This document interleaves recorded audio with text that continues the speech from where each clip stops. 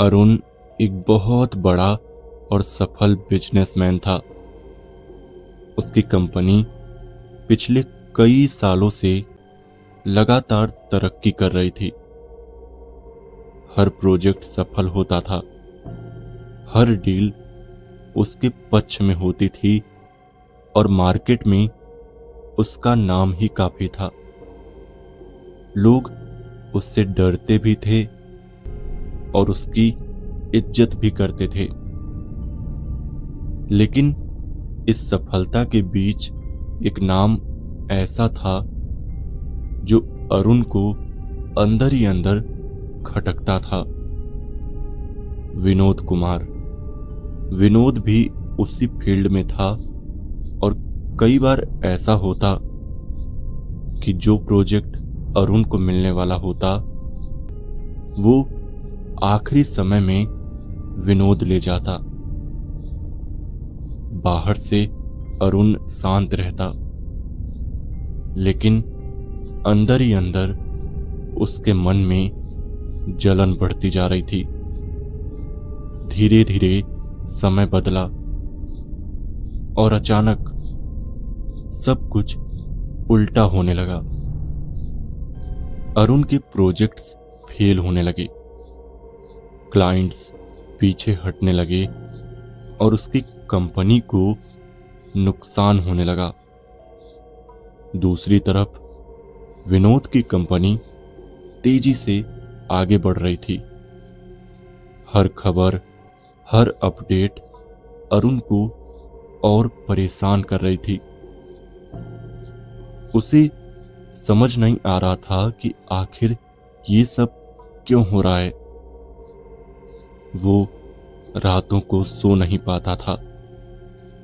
हर वक्त बस एक ही बात सोचता, क्यों मैं हार रहा हूं और वो जीत रहा है। इसी बीच एक दिन उसके पीए राकेश ने उसे एक अजीब सी बात बताई। उसने कहा कि वो एक ऐसे तांत्रिक को जानता है जो बुरी नजर और अदृश्य शक्तियों को कंट्रोल कर सकता है। पहले तो अरुण ने इस बात को मजाक समझा, लेकिन जब हालात और बिगड़ने लगे तो उसने खुद ही राकेश से उस तांत्रिक के बारे में और पूछा। राकेश ने बताया कि वो तांत्रिक शहर के बाहर एक शमशान घाट में रहता है और उससे मिलने के लिए रात में जाना पड़ता है। अरुण कुछ देर चुप रहा, फिर बोला, आज रात चलेंगे। रात के करीब 11:30 बजे दोनों कार से शमशान घाट पहुंचे।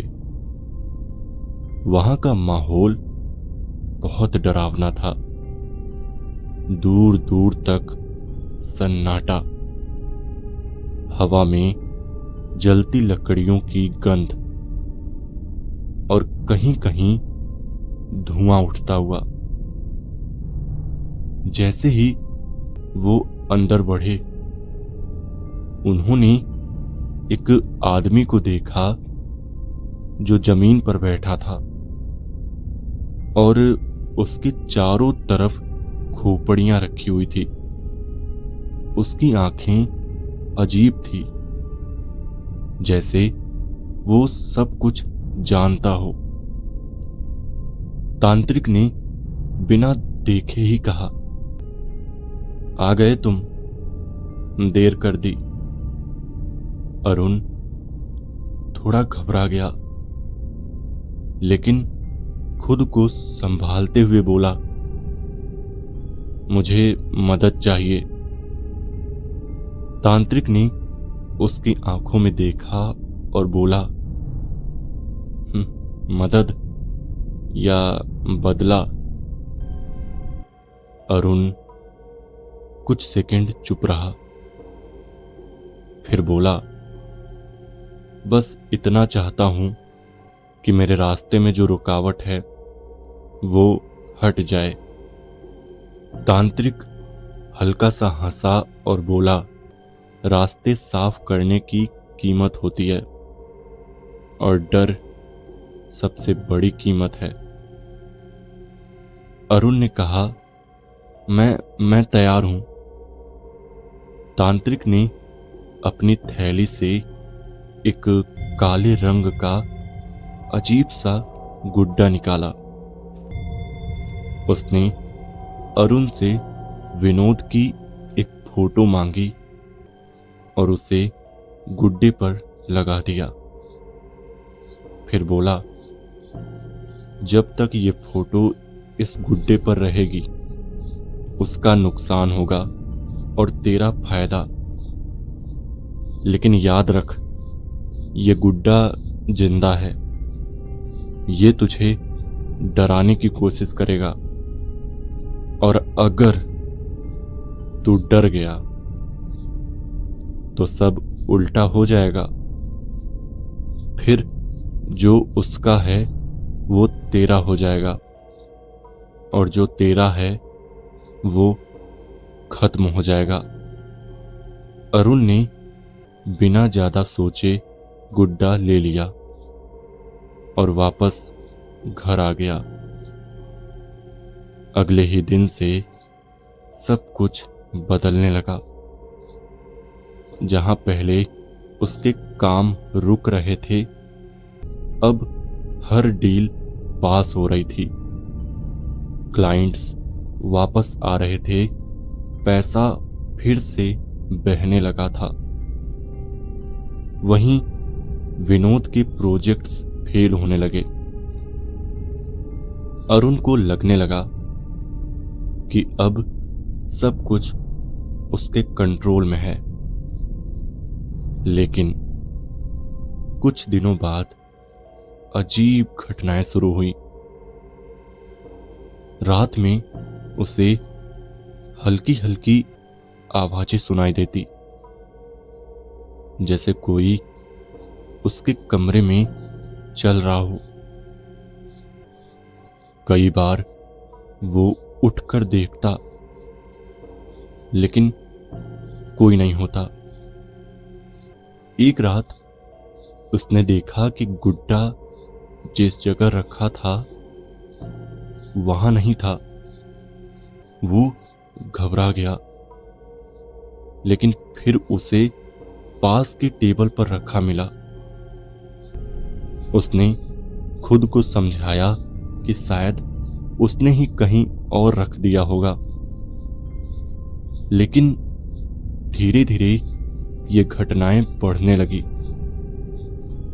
दरवाजे अपने आप खुल जाते, आईने में उसका चेहरा अजीब दिखता और सबसे डरावनी बात, गुड्डे की आंखें उसे कभी कभी हिलती हुई लगती।